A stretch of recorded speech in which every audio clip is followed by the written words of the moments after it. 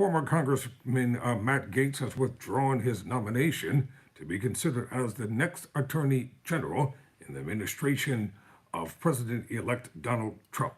So the former Florida lawmaker has been facing sexual misconduct allegations, and Republicans were ready to reject his nomination. Tyrone Bowman live. Welcome to the program on tonight. Let's get right down to the story. According to the Wall Street Journal, here's what's happened. I'll have to change that heading in a moment.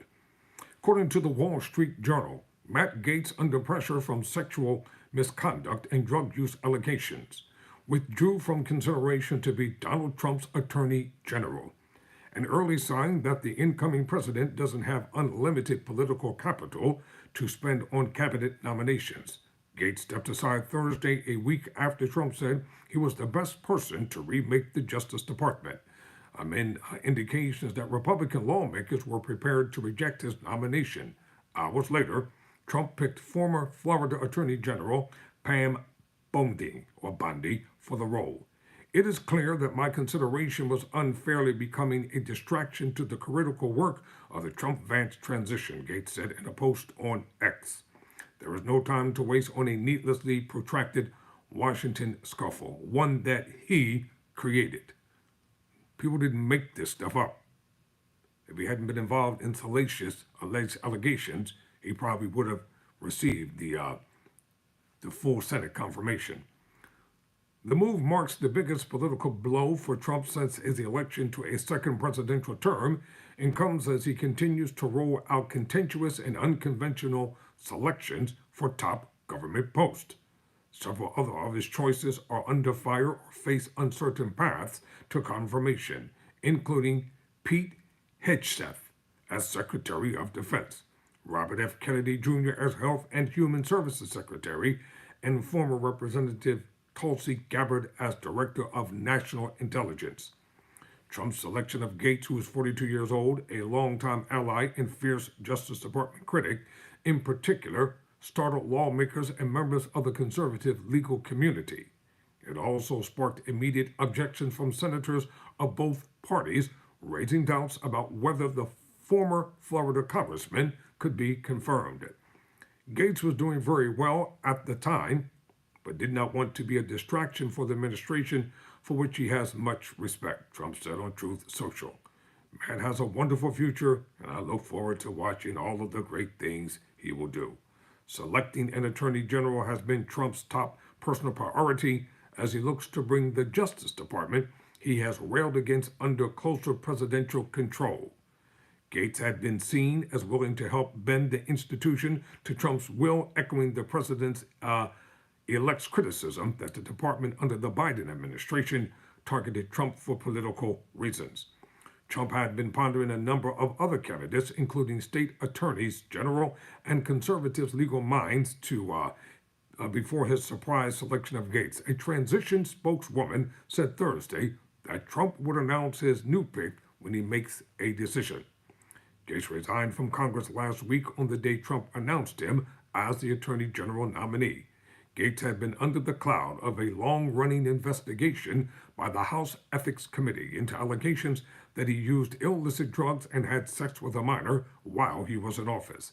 The committee had been prepared to make its report public, but Gaetz's departure blocked its release because he was no longer under the panel's jurisdiction. The panel deadlocked Wednesday on whether to release it anyway and will meet again in early December. Gaetz was on Capitol Hill on Wednesday to meet one-on-one with senators in a bid to salvage his nomination. GOP senators have largely avoided criticizing any of Trump's picks while saying they had a responsibility to vet them, pushing back against Trump's demand that they let him appoint some nominees directly and bypass Congress. Following the sit-down with Gaetz, many Republican senators had acknowledged that he faced a tough road to confirmation, but indicated that they wanted the process to play out and got no indication he had been planning to pull his name. On Wednesday evening, Gaetz said he was looking forward to his hearing. It's a great day of momentum for the Trump-Vance administration, he said. Senator Cynthia Lummis, a Republican from Wyoming, on Thursday said Gaetz must have gotten some signals during his meetings with senators about the hurdles ahead. Senator John Kennedy, Republican from Louisiana, said Thursday he was surprised when someone showed him Gaetz's withdrawal statement. I asked the gentleman who showed me, double check it and make sure it's real, he said. Gaetz's political future is unclear. He was recently reelected to his House seat representing a district in the Florida Panhandle. When he resigned from the current Congress, he said he didn't intend to sit in the new Congress, though that statement isn't necessarily binding. His name has been floated in the past for a possible run for governor. Well, given the given the clientele, I'm quite sure they elect him to be a governor of state. You don't need any qualifications. You don't need them. The only people they will vet seriously are black people. They want black people to be without fault, without error, without blame. They want us to be spotless, but they can say and do and live any kind of ragged life and still be elected to public office. Trump has long hoped to make the Justice Department more fully into an arm of his agenda. For years, he has clashed with the department as it investigated him and his allies, and he expressed regret over his attorney general choices in his first term, Jeff Sessions and William Barr, who resisted some of his most extreme demands. He has been searching for an attorney general who would be more willing to do his bidding, as he has threatened to seek retribution against his political rivals. Such an approach would be a stark break from the traditional arm's-length relationship between the White House and the Attorney General, who has historically shielded investigations from political influence.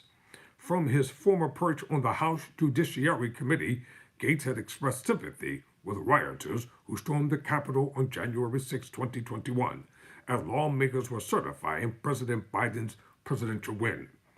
Gaetz has called the Justice Department corrupt and highly political and said it shouldn't be some unelected fourth branch of government, aloof to the administration's vision and direction. The department had investigated whether Gaetz engaged in sex trafficking, a minor, a probe that began during Trump's first term and ended last year without criminal charges. Gaetz denied wrongdoing. Trump's selection of Gaetz stirred an alarm inside the Justice Department. Career officials had been worried by the prospect of his leadership, and some had been seeking other jobs. Even some legal conservatives who had hoped for jobs in the Trump Justice Department were rethinking whether they wanted to join with Gaetz at the top. A person familiar with Gaetz's thinking said it was his decision alone to drop out. Before Trump picked Gaetz, the Republican establishment thought the president-elect's shortlist included Missouri Attorney General Andrew Bailey and Jay Clayton, a former chairman of the Securities and Exchange Commission, whom Trump has since picked to be U.S. Attorney for the Southern District of New York. Also in the running was Matt Whitaker, a former acting Attorney General, whom Trump instead had chosen to serve as U.S. Ambassador to the North Atlantic Treaty Organization known as NATO. Gaetz's problems had been mounting by the day as more details about the House investigation became public.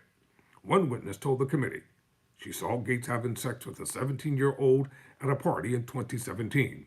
A lawyer for the woman said Monday she and another witness also told the panel Gaetz paid them for sex. Now, I want to ask a question here as I conclude.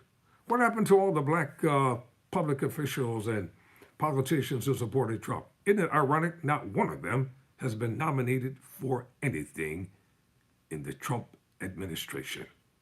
Yes, that's right, I said it. Not one black person has been considered for nomination for anything. And if they do pick one, it's going to be for that lousy department called HUD, Housing Urban Development. Never surrender, never quit.